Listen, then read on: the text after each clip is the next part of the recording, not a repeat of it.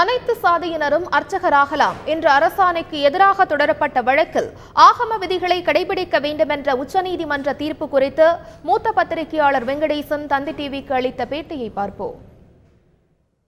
முறையாக பயிற்சி பெற்றவ யாரவனா அர்ச்சகர்களாக போடலாம் அப்படிங்கிற தமிழகத்தின் வாதத்தை உச்சநீதிமன்றம் ஏற்கனவே சேஷம்மாள் அப்படின்னு ஒரு வழக்கில் 5 நீதிபதிகள் என்ன சொல்லியிருக்காங்க, அர்ச்சகர்கள் நியமனம் அந்த ஆகம விதிகளுக்கு உட்பட்டு தான் இருக்கணும், ஆகம விதிகளை மீறக்கூடாது அப்படின்னு சொல்லியிருக்காங்க. இப்போ இந்த 2 நீதிபதிகள் ரஞ்சன் கோகோய் அண்ட் ரமணா அவர்களும் அந்த ஆகம விதிகளுக்கு உட்பட்டு அர்ச்சகர்கள் நியமனம் செய்யப்பட வேண்டும். அதாவது இவங்க என்ன சொல்கிறாங்கன்னா, எந்த ஒரு ஹிந்துவும் நியமனம் செய்யலை அப்படின்னா இது அரசியல் சாசனத்தில் அனைவரும் சமம் அப்படிங்கிற அந்த ரைட் டு ஈக்குவாலிட்டி அது பாதிப்பு ஏற்படுறது அப்படின்னு அவங்க வாதம் ஏற்பட்டது. இப்போ உச்சநீதிமன்றத்தில் அந்த வாதத்தை ஏற்கலை.